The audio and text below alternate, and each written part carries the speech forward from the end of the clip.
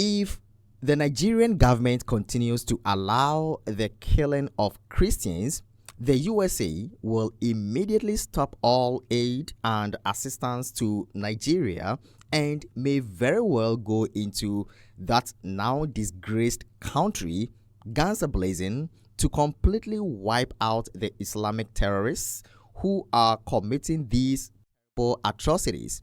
I am hereby instructing our Department of War to prepare for possible action. If we attack, it will be fast, vicious, and swift. Yeah, I think he was writing swift there. And swift. Just like the terrorist thugs attack our cherished Christians. Warning, the Nigerian government better move fast. So friends, as I said in a previous video, this is the threat coming from Donald Trump, the president of US, to Nigeria in response to the killings happening right there in Nigeria. Now, I want to share with you something right here. After this was published, I think last week, there were many responses from Nigeria. And you know, some Nigerians actually said that they did not need any military, US military in the country because they can fix their own problem. They said that the US should allow them to live their lives, should allow them to fix their own problems. Friends, this is crazy. I am a Christian. We don't need Trump War Department in Nigeria. The guy is just interested in our mineral resources. All right. So some Nigerians are thinking that Trump wants to come to Nigeria because he is interested in the natural resources in Nigeria. But friends, let's face the fact. Is that the case? Is that the case? Now, after Nigerians responded to Donald Trump concerning the threats, friends, China also stepped in. China also stepped in with defense. Let's listen to the foreign minister of China. Let's watch. As a strategic partner, China supports Nigeria's government in leading its people on a development path suited to its national conditions and opposes any country interfering in others' internal affairs under the pretext of religion or human rights.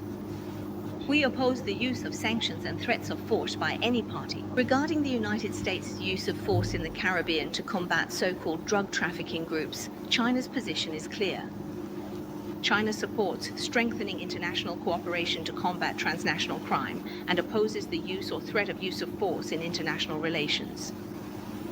We oppose actions that undermine peace and stability in Latin America and the Caribbean, and oppose unilateral so-called law enforcement against foreign vessels that exceeds reasonable and necessary limits. We hope the U.S. side will conduct normal law enforcement and judicial cooperation through bilateral and multilateral legal frameworks. The normal exchanges and cooperation between China and Venezuela are cooperation between sovereign countries, not directed at any third party, nor subject to interference or influence from any third party.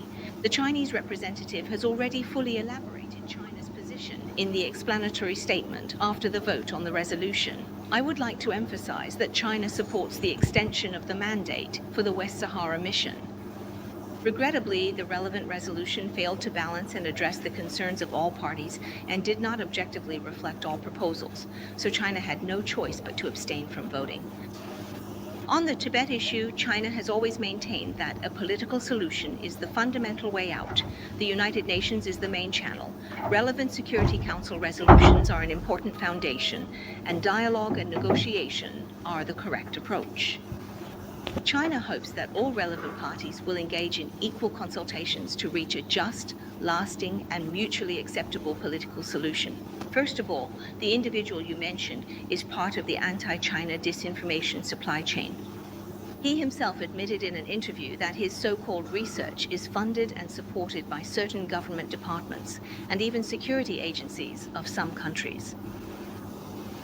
This kind of self-promotion is carried out under the banner of academic freedom, but its real aim is to profit from spreading rumors. About 40 years ago, China could not challenge the US in this way or in any way Today, you see trade war going on between China and the US. And when US raises tariffs on Chinese goods, China to respond. Like, friends, 40 years ago, China could not do this. China could not challenge US in its face. So what happened? What happened today? China has developed so fast that it has become one of the world's superpowers. One of the world's superpowers. And this seems to be a headache for the Americans, like Donald Trump and his people. I don't know, but I can see that it is a big headache. Now, let's come down to Bible prophecy. China, I think, is not in Bible prophecy. All right. I don't see any prophecy that China would actually become world superpower. So I want us to discuss in the comment section: is US and Western Europe the ultimate superpowers in the world today, or do we have multiple superpowers, including China, Russia, and Iran and others? Do we have that? And does that align with Bible prophecy? Did the Bible predict that there will be multiple superpowers? Friends, let us share our thoughts in the comment, because this is a big discussion. China is nowhere found in Bible prophecy. That is what I think. Yes, that is what I think. I may be wrong, but today we see China as one of the world's superpowers. Like, what is going on? What is going on? Friends, this is all I had to share with you today. Share your thoughts in the comments, and there are more stories coming up. So stay right here. Don't go anywhere. God bless.